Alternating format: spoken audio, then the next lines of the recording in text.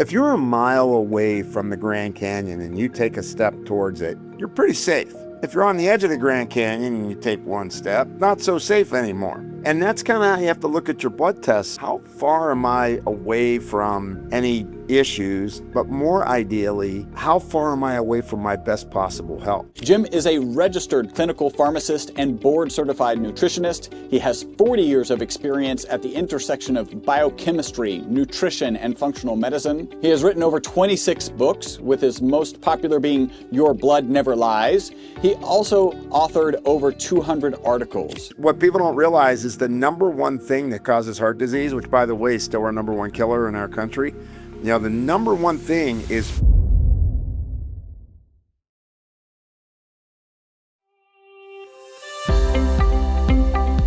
Hi, my name is Chris Burris. I'm a longevity expert and the chief scientist at a lab focused on a longevity molecule. My primary focus is to help people live longer and better lives with science. Make sure to subscribe and share so you and your friends can live longer and better, so you and your friends can live beyond the norms. Hi, and welcome to the next episode of the Live Beyond the Norms Health and Longevity Podcast. What if most chronic disease isn't genetic, but the predictable result of biochemical blind spots in modern medicine? We're living longer, but sicker. Today's guest, Jim LaValle, explains why longevity without metabolic control is a losing game. A little bit about Jim. Jim is a registered clinical pharmacist and board-certified nutritionist. He has 40 years of experience at the intersection of biochemistry, nutrition, and functional medicine.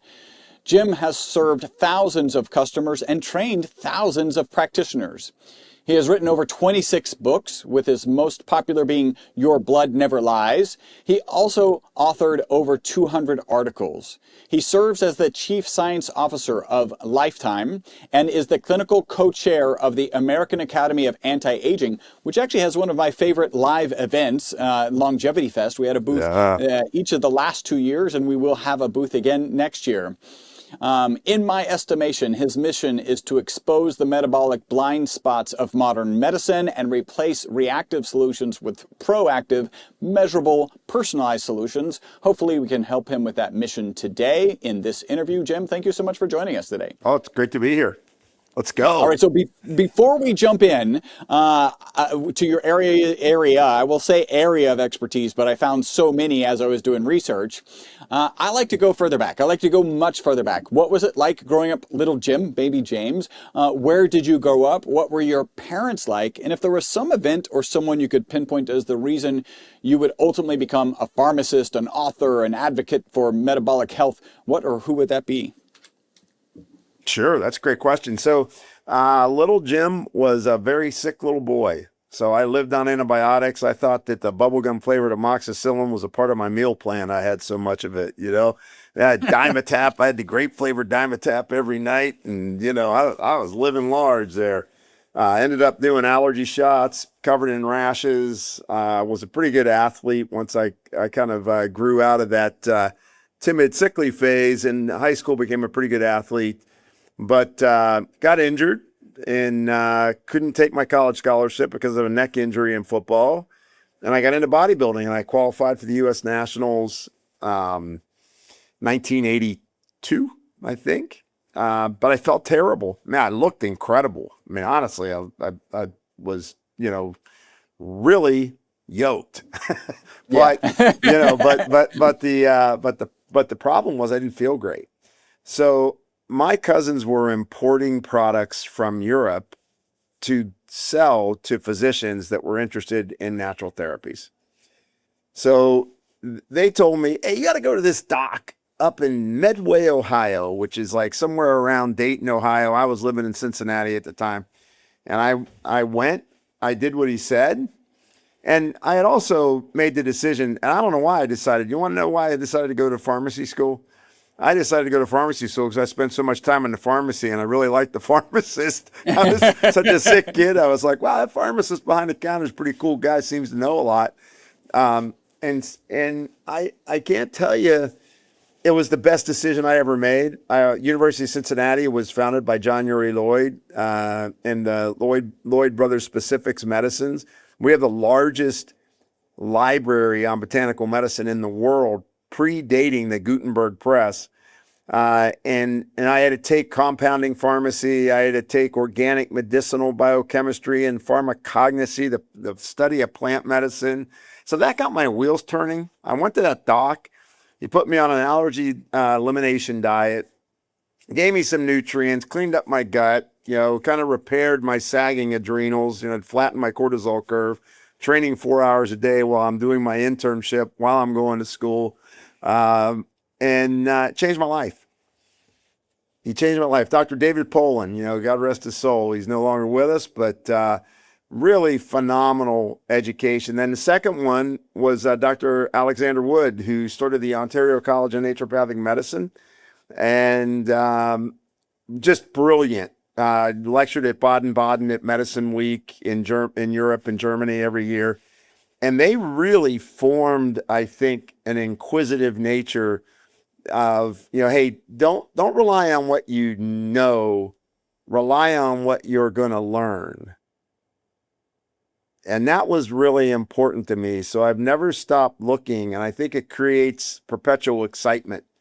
I've never stopped looking for new answers, new solutions to problems, and really understanding how to tear people apart and get their chemistry, really understand that intersection between biomechanics, biochemistry, and their psychogenic side to their life, what their psychospiritual side is. Because that in that milieu is where people either thrive or suffer. So that's kind of the, what drove me to all this in a short-winded way. Yeah, well, and your parents, like, what was, and I don't know if you did mention where, you grew up. By the way, I graduated from high school at Beaver Creek High School, just outside of Dayton, Ohio. Yeah. Well, there you go. So Medway. But I was from Pittsburgh. I was from Pittsburgh, then Indianapolis. I landed in Cincinnati by age 10. My father was a world-famous chef. So National Chef of the Year, worked long hours. My mom worked as a librarian. So a very humble, hardworking, I think lower middle class family back then, because chefs didn't get paid a lot of money for all the work they did. They really instilled that value in me to, work hard, expect nothing but the best, and I think that served me well. And you have had some great mentors, it sounds like. I was also the sickly kid. I will never forget being in Spanish and describing that I get sick, 4 times a year. I would visit the doctor who'd like, hey, take some amoxicillin. I was like, that doesn't work. You need to give me a Z-Pack, because that's seems to be the thing that keeps working time and time and time again. And I shared that, and the lady next to me in Spanish class was like, you're sickly. And I played semi-professional soccer, so I never pictured myself as a sickly person. Right. Right. But I was like, oh my God, you're right. And you get the diet right. I certainly believe my product has some impact on it. But you get the diet right and things get a lot better. You kind of listed a number of things that you studied in pharmacy school.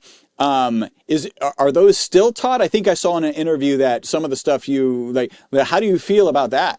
I think it's unfortunate. I think we've gone to a really this problem, these drugs, right? And that doesn't help us think about what's the biochemistry of the individual. Where are all these shifts going? What can block a receptor? Where's the competition for a receptor for, say, a hormone or a neurotransmitter? I just think that we've lost, and there's still a lot of medications that are based on plants, right? I just think we've lost a lot of that. But I think, at the same time, there's a lot more education going on. I spend a lot of time doing education for folks. And I think there's a lot of education that, happens postgraduate that, people still get the information. And, I think it's unfortunate that things like compounding is no longer a part of the core curriculum for pharmacy. Learning how to make things, how to extract things. I think it just gives you I'm going to Europe this summer to go on a botanical collection in Italy, and then we make the actual extracts, as a part of the class for the week, which is, I think it just gives us a different way of looking at things. Instead of it just being in a pill that we prescribe, it's, hey, how'd that get made? Why is it important? What are the factors involved in it? I think all that matters, So I also tell people that when I went through pharmacy school, we weren't allowed to use calculators. We had to use a slide rule. I mean, that's a long time ago, man, when you have to use a slide rule, right? I think I still have my dad's slide rule. I never learned how to use it. So but I don't know if I could use it right now. So at some point, right, you're totally yoked, right? And, everyone on the outside is like, I want to be as healthy as that guy. You're feeling horrible. That's what kind of drove you, or your friends guided you to this physician. Did you continue training at that? Did you find this interesting balance of being able to train that hard and study at the same time, I think, and then also with the right diet, make everything work? Or did you kind of back off on the training? Oh, I've never backed off on my training. I'm 65 years old now, and I still train pretty hard. So I like physical exercise. That's where I find I blow off my steam. I enjoy it. I don't train like I trained when I was 20 because I'm 65, but at the same time, I gave up worrying about competing because I'd won a competition. I understand the what it took to go further into that. I kind of wanted to make sure I graduated from college. So, it was something I had to give. And so I just learned how to train more efficiently and spend more time on my academics. And, it worked out great because, right out of school, after the first year of school, I jumped into this whole area of precision healthcare for people. I mean, it happened at a very early age. I felt incredibly fortunate to, get enlightened, get the spark at the age of 24, So you didn't go into maybe a classic pharmacy job. You went down a slightly different path. You could talk about that a little, please. Well, I mean, actually what happened, I was working in Kroger Pharmacy right out of school. So you got to imagine, I'm 265 pounds, bulging out of my pharmacy smock. And they put me in a really rough neighborhood, literally bars on the windows, roughest neighborhood in the greater kind of Cincinnati area. Like, nobody's going to steal from this guy, but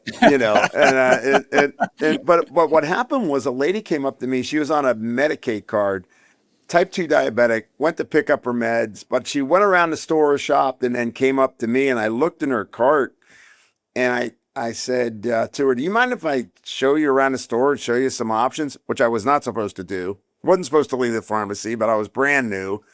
And I went and showed her some options. Well, then, and this was a very rough neighborhood, very low income neighborhood. And she ended up referring, I guess, a dozen people to me over the next couple of weeks. Everybody's coming in to get a grocery tour, which I couldn't do.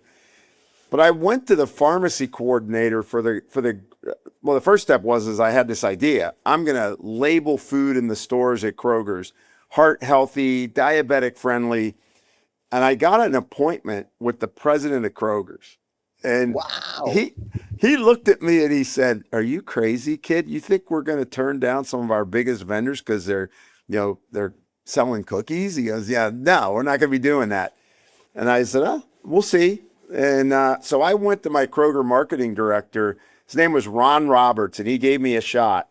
I said, "Look, I want to test people for their cholesterol. I got the Jewish Hospital Center for Cholesterol that was like the leading research institute in the country at the time, Dr. Charlie Glick, who was well published in cholesterol." I said, "I want to write a book, how to shop for healthy heart at Kroger's, give it away, coupon books. People come in, they get their, we have a big event at a store, right? Hundreds of people come in, get their blood tested, right? Test their finger stick for blood sugar." And he said, "Yes, let's do it." And so I went in and tagged hundreds of foods, and like the snack wells didn't fly, right? Oh, sure, low cholesterol, but super high in sugar. That's going to be good for your lipids, right? Yeah.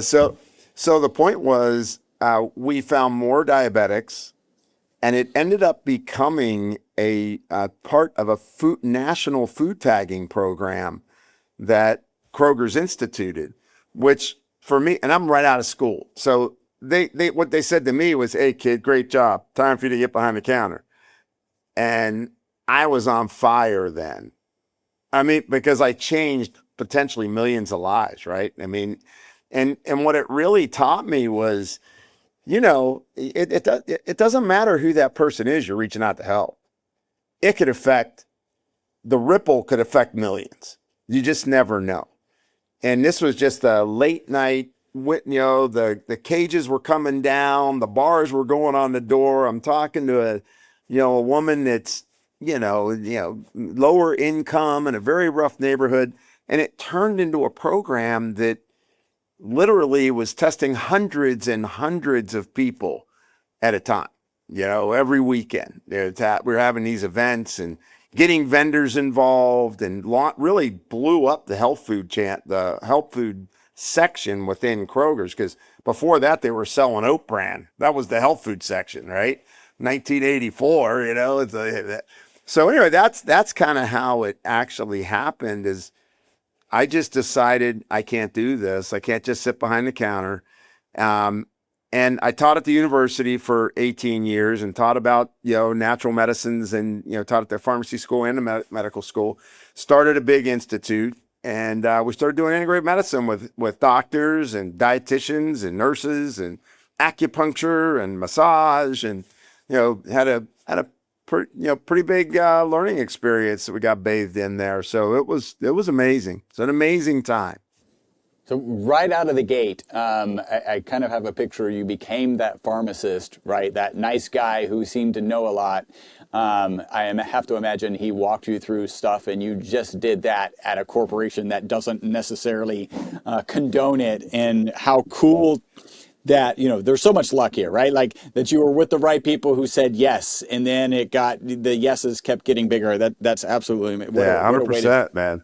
What a way to start. So how did you end up teaching? Like what was that path, right? So you do this Kroger adventure, and then now you get into teaching. It was really interesting. So the first gig with teaching was ephedra had just gotten outlawed. If you're way back when ephedra got outlawed, and there were still boxes of ephedra-based teas on Ohio grocery shelves. And so an undercover agent took a box. By the way, just for those who don't know, ephedra, talk a little bit about what it was and why it got. Yeah, ephedra was a weight loss drug. Some people were taking too much of it, a little bit of a stimulant effect. And so when people took way too much of it, they end up, emergency room. So ephedra, the FDA bans ephedra.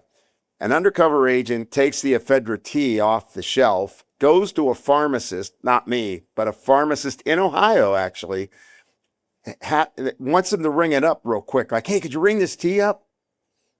They ring it up, and then they arrest him.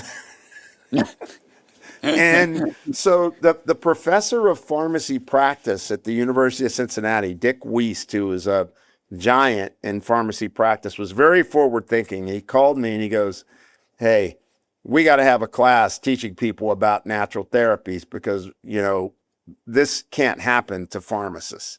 We can't have this happen. So he allowed me to teach a course called Survey of Natural Medicine. And I had written a couple books with Lexicomp, which is a big database company. So I wrote a book called The Natural Therapeutics Pocket Guide, which was like 240 conditions and the nutrients and the drugs and all that stuff. And I wrote a book called The Drug-Induced Nutrient Depletion Handbook, which is, these are like, they're called handbooks, but they would weigh down like one side of your body if you put it in your pocket. This is before, obviously this was before, the power of our iPhone, right? And so anyway, I ended up started teaching there, and then got invited to teach at the College of Medicine as well. And then we were a preceptor site at my institute for both fourth-year medical students and fifth-year pharmacy students. And so that snowballed. I taught at the New York College of Acupuncture, Oriental Medicine, and Chiropractic School. Taught at George Washington. Currently still staffed there as an adjunct faculty. And then started my journey teaching at the American Academy of Anti-Aging Medicine, which is all postgraduate work with physicians and PhDs. So, that's been 25 years there, and kind of ascended through the ranks, and, now kind of work on all the education that's there. So it was out of the fact that, ephedra, an herb, got banned. And the guy in charge of pharmacy practice at the University of Cincinnati, the professor who I went to school, and he was my professor, he said, "Hey, I don't want you to come in here just espousing, all plants are good." And I'm like, "No, I won't. Here's the evidence, here's the papers, here's what to look out for, here's the bad actors, here's where things get contaminated." But yet at the same time, here's the value. Because if you don't think natural therapies and vitamins are going to be in our future, well, you just haven't been reading all the published literature and what was going on in Europe and other areas of the world. Man, that's pretty, again, luck to be in this situation. Yeah. And of course, part of the course was don't sell ephedrine. Not then. Now you can. Now you can. But back then you couldn't. It's back on the market. So in your book, Your Blood Never Lies, you get into significant detail about how to read your blood results. You even talk about what you can do to move particular readings. I have heard from a few sources that the basic lipid profile is not useful, and that you must have the advanced lipid profile. So first, what do you think about that? And what other non-standard tests should they be requesting from practitioners and maybe even paying out of pocket for? Yeah, well, I think you get a baseline of understanding. When you do a basic lipid panel, you at least see your triglycerides. And if your LDL cholesterol is really high and your HDLs are really low, that's bad. But when you do an advanced lipid profile, what you're really looking at are patterns of metabolic inflammation. So, right, the more metabolically inflamed you get, the more you create disordered lipids. You make more of something called apolipoprotein B, which is associated with more coronary risk. Lipoprotein little a fraction of cholesterol, a lipoprotein, then when it's in high amounts, even if you've got clear arteries, no plaque, your risk of an acute, event is high if your LPA is high. So looking at advanced lipids are important, but even then, typically, I look at lipids is typically the tail wagging the dog. Usually, insulin resistance, my glucose is high, my insulin is high, my cortisol levels are I flatten my cortisol curve, or maybe my cortisol levels are high. Those are big causative factors for why your lipids go wrong. Or maybe you're an ApoE genotype, ApoE3444, and you've been told eating a ketogenic diet's the way to go. You start eating a lot of saturated fat, and for that type of person, they're going to make a lot of bad actor lipids because of it. And so for me, what I always thought was important was, people don't know how to read a lab test. They just they're called by their doctor and they say, "Oh, everything's normal." Well, is it normal good? Normal trending in the wrong direction? Where am I going? Because, we know that people develop diabetes for 10 to 15 years before they finally become diabetic. And all this research has come out, if it's the Kaiser study, it was 6% diabetes risk for every point over 84. So if you have a 95 blood sugar, you have a 60% risk of being diabetic. 2022 study out of Japan showed that for every point over 90, it represents a 9% risk. So I think that it's really important to know your basic numbers and try to fix those. And then there's advanced markers. If you're not getting a homocysteine, for example, homocysteine is an important marker for not just cardiovascular health, but dementia, kidney disease, right? Big marker. C-reactive protein, another one that a lot of people may or may not get, but it can be indicative of chronic inflammation that could affect your heart. But it could also mean other things too that could be damaging. And then there's I mean, if you're going to your doc and you're asking for, hey, I want a couple of different kinds of markers. I mean, I love things like galectin-3, for example, which is a kind of a wild one. But galectin-3 actually kind of, the more your gut gets broken, the more you make inflammatory compounds, your galectin-3 goes up in response.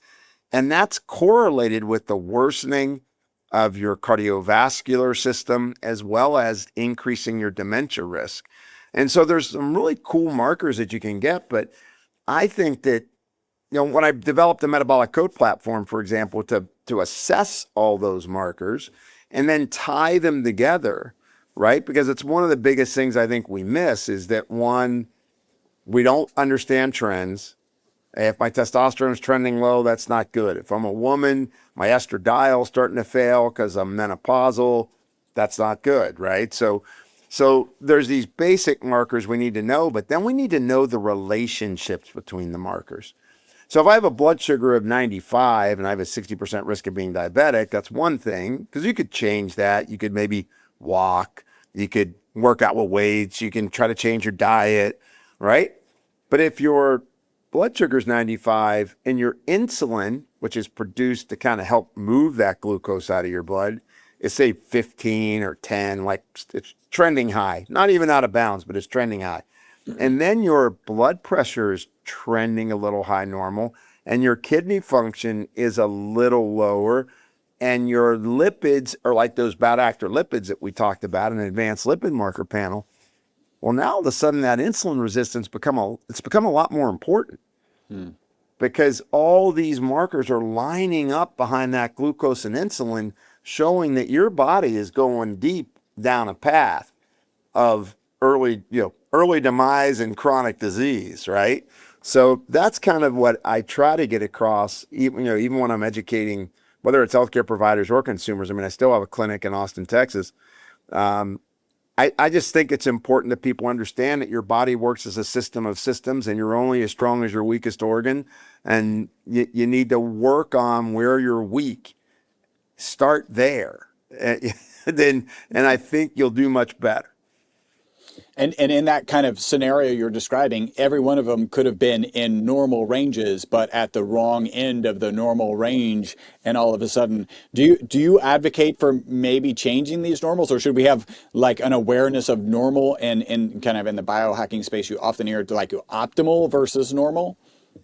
Well, I think you have a range that's pretty normal, right? It's like, here's the range, and if this range goes out of bounds, you're more than likely heading in the wrong direction, either up or down, right? That's bad.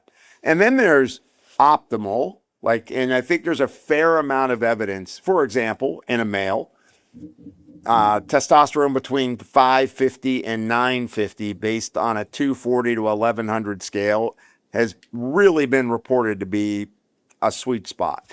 I would love it to be a little bit higher than that, but the range in all the data, whether it's out of whether it's out of Baylor School of Medicine and their men's health program or University of Michigan's program, right?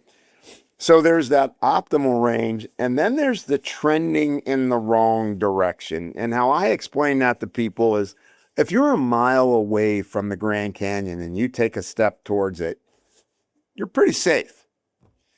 If you're on the edge of the Grand Canyon and you take one step, it's not so safe anymore. And that's kind of how you have to look at your blood tests, how far am I away from any issues, but more ideally, how far am I away from my best possible health? And even though labs don't tell you everything, labs do give you a window into where you could be heading. Because I've always said, there's people that have a bunch of symptoms and their labs don't really show too much yet. And then you have people that walk in and they feel, hey, I feel fine. But yet their labs look horrible. And then there's everybody in between, like the people in the gray and the bell curve where, I'm tired midday. I've gained a little weight. I'm not thinking as clearly as I used to. I'm a little gassy. I'm getting cramps at night. I don't sleep well. But hey, I'm okay. I'm healthy. I'm functional. I go to work every day. And that's where that bell curve of most people are at. They're sliding down this funnel towards becoming someone who's unwell, and a part of that 10 prescription plus generation of people over the age of 65. They're on multiple meds. And I think there's a lot that they can do to empower themselves to change that. That's where traditional medicine will say, like, oh, we'll wait until you're on the other side of this chasm. And, I remember my last primary visit, she kind of, she's got 15 minutes. She's got to glance through my medical records. And she was like, with shock, I'm 56. She's like, oh, you're not on any medications. And I'm like, am I supposed to be? Like, is that what's supposed to happen? Like, that's the goal. Hey, super quick break from the podcast. Hopefully you're loving it. This is a way you can support the podcast and take advantage of a great offer. We're offering 50% off of one of our MCT bottles. MCT is an amazing oil. Add the ESS60 molecule to it. It's even more amazing. All you got to do is leave a review on iTunes, send us a notification that you've left that review. We'll get you a coupon code that'll get you 50% off of our MCT oil and free shipping. Back to the podcast. You mentioned galactin-3. Do you think that's better than HSCRP? Like, or it's different. They're kind of interrelated. Yeah, I mean, HSCRP is good, but as you know, there's a lot of people with HSCRPs that are below 1, and they still got a lot of other issues going on. I look at galactin-3 as kind of an advanced marker. One of the biggest reasons galactin-3 goes up is, as your gut, and they're finding this out now, when you say you're becoming insulin resistant, your glucoses are going up, we know that there's more lipopolysaccharide being produced in that event. So what is lipopolysaccharide? It's a component of the bacteria of your intestine. So we hear about the microbiome. These bacteria are dying off either because of poor circulation to the gut, or maybe the type of diet you're eating, or it could be medications that you're on. Any number of things could influence it. But one way or another, the bacteria break up and then release lipopolysaccharide. You're supposed to filter it out in your liver and lymph, and when you don't, it circulates. And when it circulates, it triggers a lot of inflammation in your body. It actually attaches to your cells and triggers inflammation signaling. It also crosses the blood-brain barrier and triggers what's called your microglial cells of your brain, which is, of course, one of the big immune cells of the brain, or your microglial cells. They get activated, and now they trigger inflammation in your brain. Not good, because that's going to start damaging your neurons. But it turns out galactin-3 starts going up to try to counter the lipopolysaccharide. But the problem is when it's ongoing, meaning that it's not just for an acute problem, a temporary thing, it's because your blood sugars are always up. Now all of a sudden it feeds the inflammation. And so, they measure this in people in cancer treatment to see whether cancer treatment's doing good or not. They'll see if your galactin-3 is going down. Long distance runners, or galactin-3 starts going up, and they start getting fibrosis of their heart, or they get enlargement of the left ventricle of their heart. Common thing in older endurance athletes, especially marathoners. And then in dementia, it's really kind of becoming the primary target, that it turns out galactin-3 goes up and your cognitive function is going to go down. And so that's why I like galactin-3. Another one I like a lot is adiponectin. Adiponectin is a marker that, the lower it goes, the more oxidative stress you're under, rate of rusting, oxidative stress, and also the less your insulin receptors work.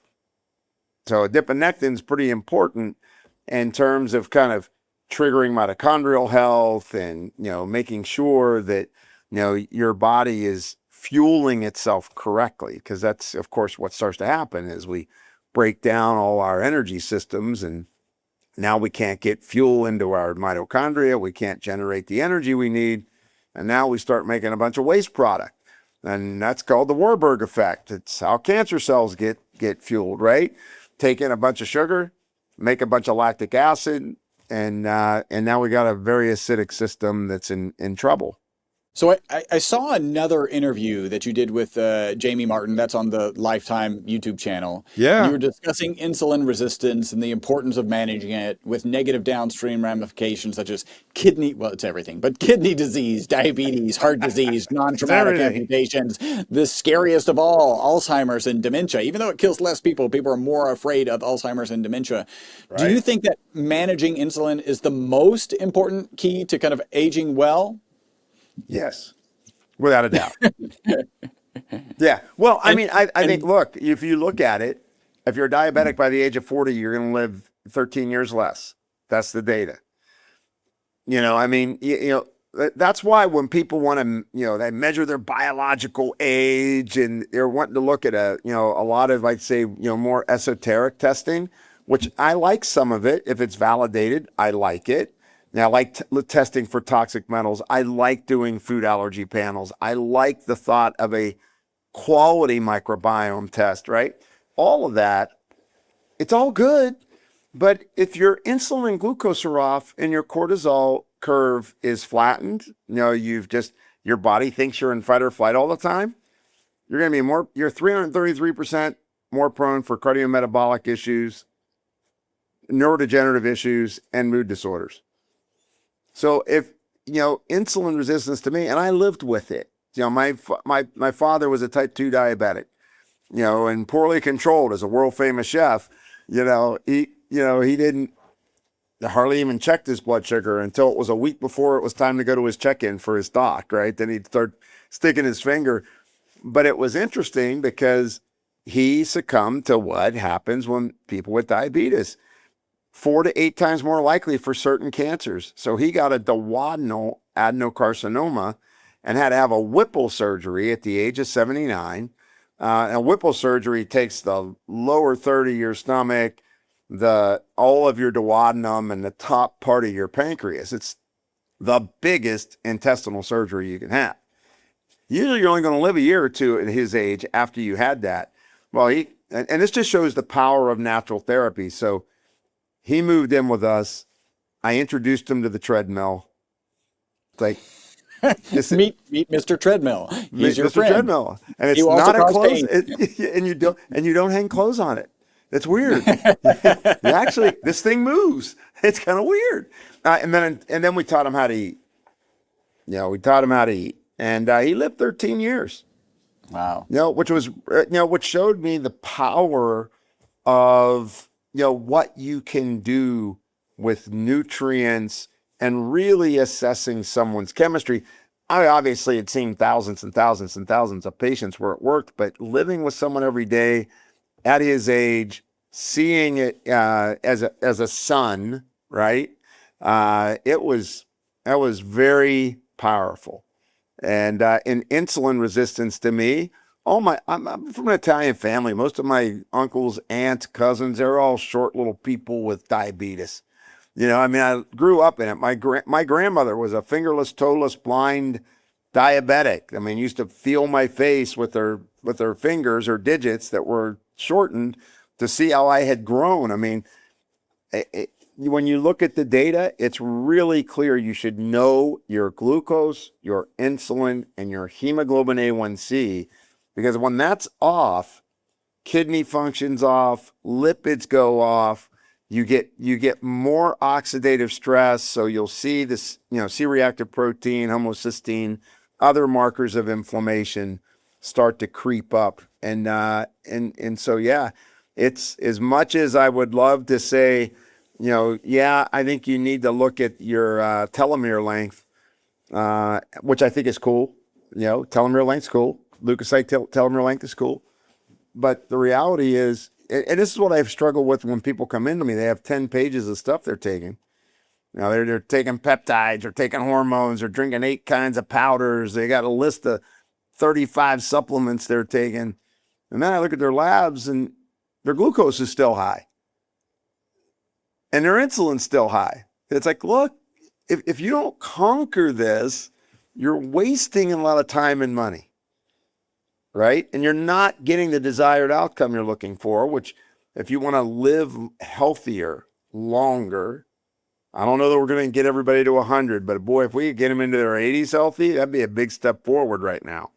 You know, but my point being is you've got to attack the basic fundamentals of where you're broke. How do you think about CGMs and do CGMs, so continuous glucose monitors, and do they provide, are there any holes in the data that they might provide you? I like CGMs from the standpoint of it educates people, you know, hey, I just ate something. How big did my glucose spike up? I got under stress. How did that affect it? Hey, I drank this alcohol. What happened? You know, I think they're good from that standpoint. I still like, the gold standard is a venipuncture to find out what your glucose and insulin is, right? But a CGM, I think, is great for awareness. I think they're amazing. It really helps people. Because what people don't realize is the number one thing that causes heart disease, which, by the way, is still our number one killer in our country.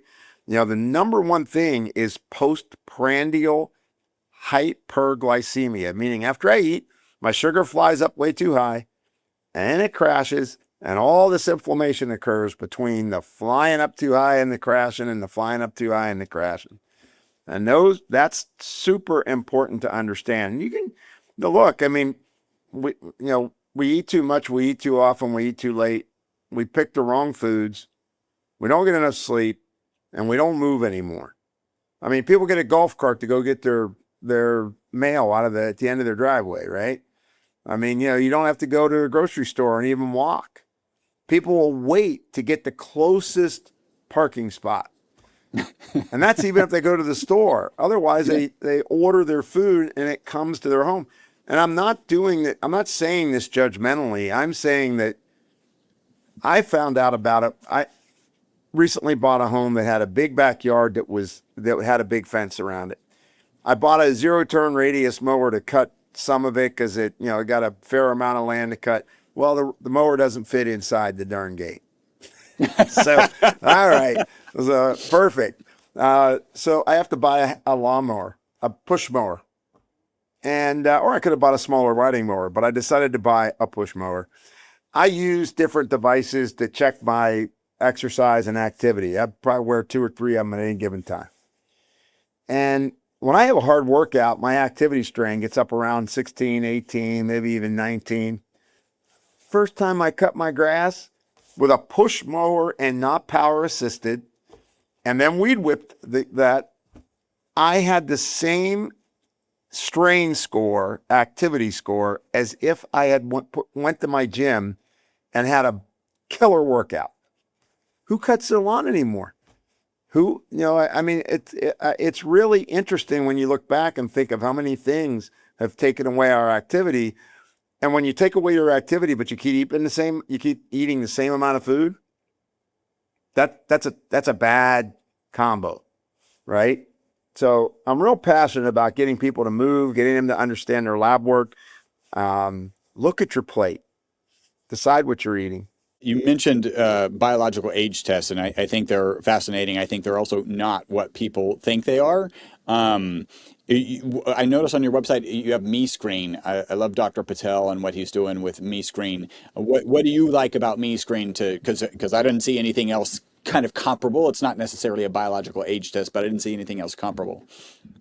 Yeah, I mean, I like the MeScreen because it's a validated muscle biopsy trying to characterize, how healthy are your mitochondria?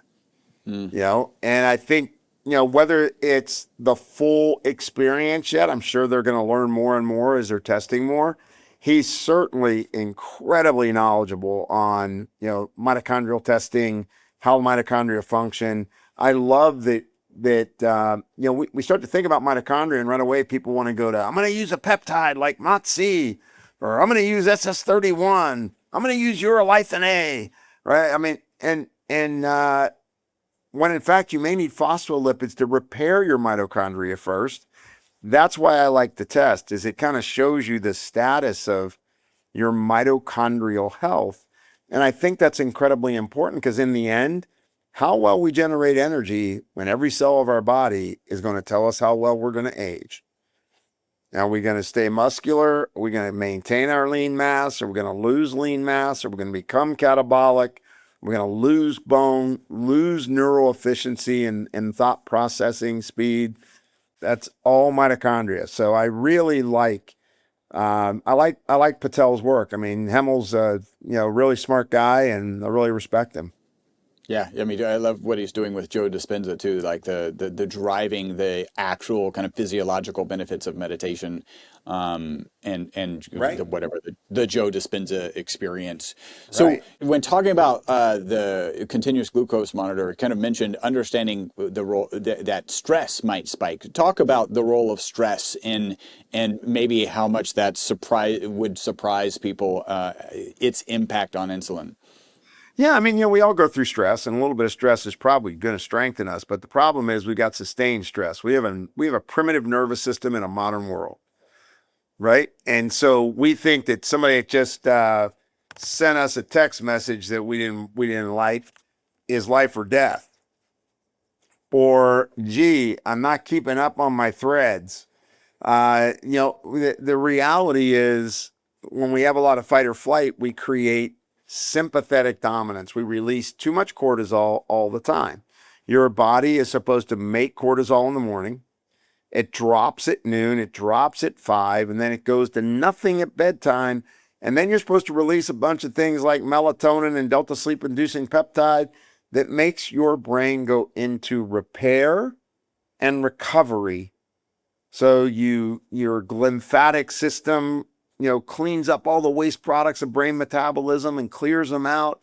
Your neurotransmitters refill their buckets so that you have, all the neurochemicals you need to fight the next day when you get up. And so cortisol, it turns out when you flatten your cortisol curve, so your body doesn't know whether it's morning or night basically on how it's releasing. It just assumes there's this low grade hum, more or less like having your car in park, but revving your motor. And I think that's how a lot of people feel. They feel overcommitted. They feel a little anxious. They're craving foods that they normally wouldn't crave. Like, I want a chocolate covered pretzel with bacon, caramel, and big chunks of sea salt on it. And people just drool when they hear those words, right? And I think they don't realize the dramatic impact that stress has. And I think meditation, box breathing, anything joy, try to remember joy, anything that can make you happy. You can laugh, community, family, but sometimes you have to actively work on bringing that cortisol down. And sometimes that, things like meditation will take care of it. Sometimes you need to use a botanical. You might have to use something like Relora or theanine or, ashwagandha or holy basil. But in the end, if you don't control cortisol, cortisol's job is to help you fight the tiger. So what's that mean? Stress hormones go up, prepares you with releasing of neurotransmitters like adrenaline and noradrenaline, getting ready to do the fight. It also sends a signal to turn your insulin receptors off a little bit so that you can keep your glucose up, so that you have enough glucose in your bloodstream to supply the energy you need for the fight. Well, the problem is the fight's traffic now. The fight is being overcommitted. The fight is working 2 jobs. The fight, it's different than life or death or that, fight or flight response, which is what it was built for. And I still remember fight or flight. Like I've really only had a couple of times in my life where true fight or flight I experienced in my body. And I remember I remember it was unbelievable, the strength that you could garner, because it happened to be an accident. A car slid across where there was icy roads in Ohio. A car slid into the median, went on its side. It ended up being a woman that was pregnant. She's on her side. We've got it was a small pickup truck, so there was like 3 of us trying to lift it up enough to kind of do a side carry of her out of her car, and we were successful at that. But I never forgot that it was like it took hours for me to come down from that. Yeah. But now it's like everybody's got that at a low degree. and that plaques your arteries. It causes your insulin to go up. Your blood pressure tends to go up over time because your blood vessels get stiffer, and now your kidneys aren't getting the blood flow they need, right? Your gut breaks down because cortisol causes your gut permeability to increase, so that you're now all of a sudden you're no longer keeping bugs out of the bloodstream. So there's a lot of downstream things that happen with stress. We hear stress and we think, oh, am I able to cope with stress or not? Am I a nervous wreck? It's really the people that have I find the people that are highly effective. I'm a CEO of a 10,000 person company, and the stress is high and they can handle that. They're also the people that end up a lot of times having a stroke or a heart attack a year and a half after they retire.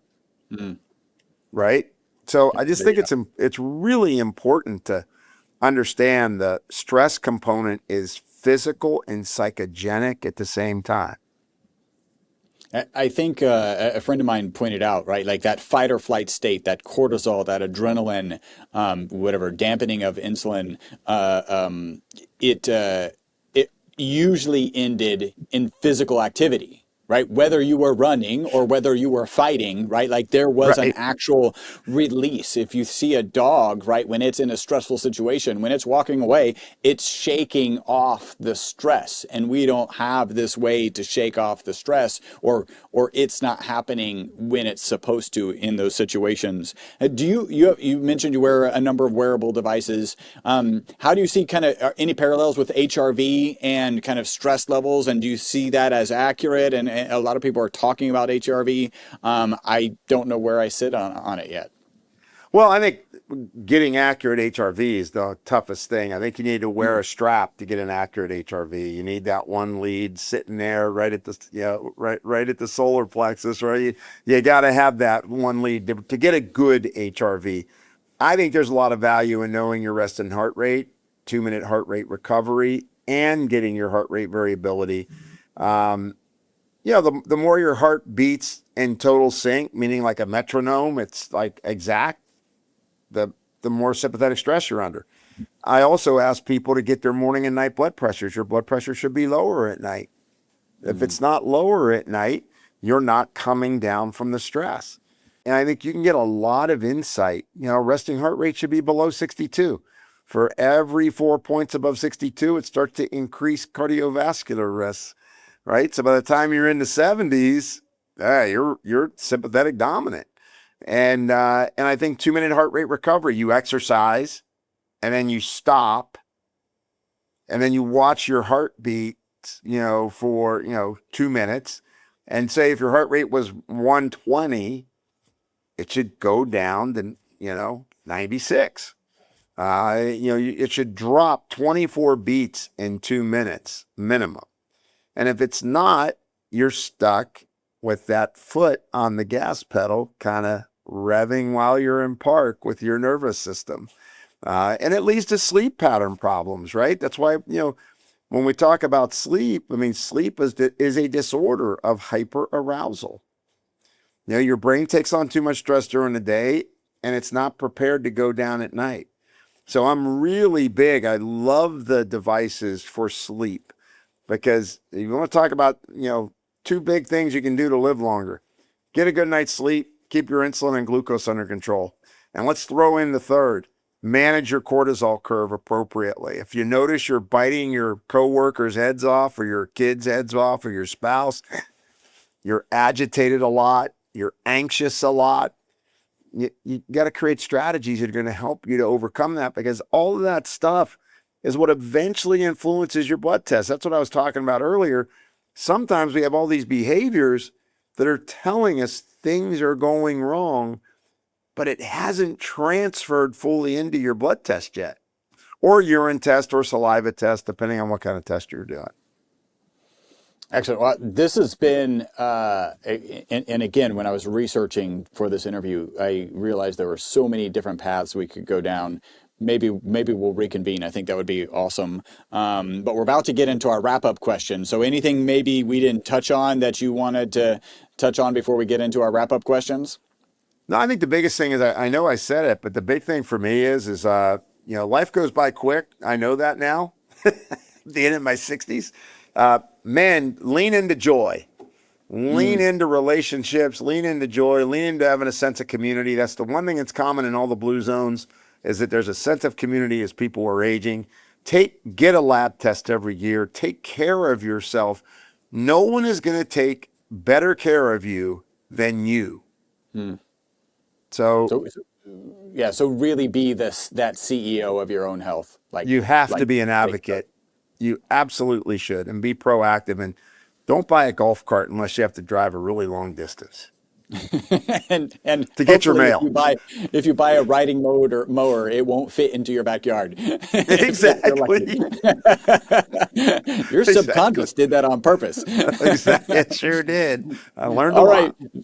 All right. So for our wrap-up questions, Jim, do you have a target age that you want to live to? 95. 95. I love it. And how long do you think humans can live? Well, with all the new stuff coming out, probably 110, but I mean, it just depends on environmental burden, right? We're not in the Garden of Eden. I like it, 110. And so, Jim, what are 2 to 3 protocols, habits, mindsets, let's call them shortcuts to longevity, or really, because everybody likes shortcuts, to longevity and a long health span that you can share? The first one is don't eat too much, too often, too late. Try to regulate your food. I try to get people to eat in 12-hour cycles during their day. If you want to do a 16-hour fast a couple days a week, just to kind of give yourself digestive rest, that makes sense. So eating, super important. Learn what foods make you feel good. Be aware of what foods make you feel bad. That's really important. The second one would be move. I like exercise, so I just say movement because sometimes exercise is a bad word, but like just move, do something you love, take a dance class, do whatever, but move. It's really important. Mow your lawn by hand. Exactly. Yeah, exactly. And then the other one is I'd say is simple things like getting a good night's sleep, prepping for a good night's sleep. I had to learn this.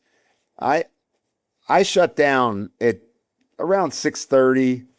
I get up early. So, I'll probably start working at 7 a.m., but I don't do anything related to work after 6:30 unless it's absolutely necessary. Like there's no way for me to get around it. I've found it to be way more effective to enjoy time with my family, let my brain take a break. I think more critically the next day. So really working towards that good night's sleep. Don't have the TV on, all the basic stuff you always hear. But my biggest thing is try to shut off the worry if you can at all about what you got to get done the next day. Because guess what? The list is just going to keep growing every day anyway. So that was a big learning for me because I was always somebody that, when you crank out 26 books, you're always worried about the next thing you're going to write. Right? So I had to learn how to kind of get that vagal break going and relax. So those are 3 biggies. Obviously, I'd say silly things like hydrate, drink water, but. Excellent. And what are 1 or 2 things that people get absolutely wrong regarding longevity and a long health span?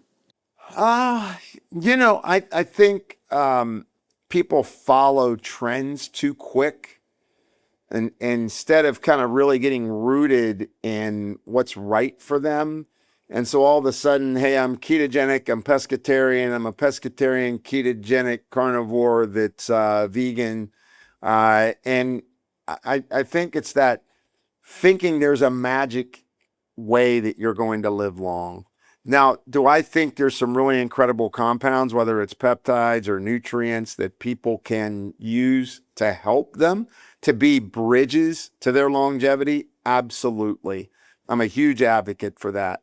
But I also think that you can't take away, well, what's right for you? It's, you just can't take one of everything. What do you really need?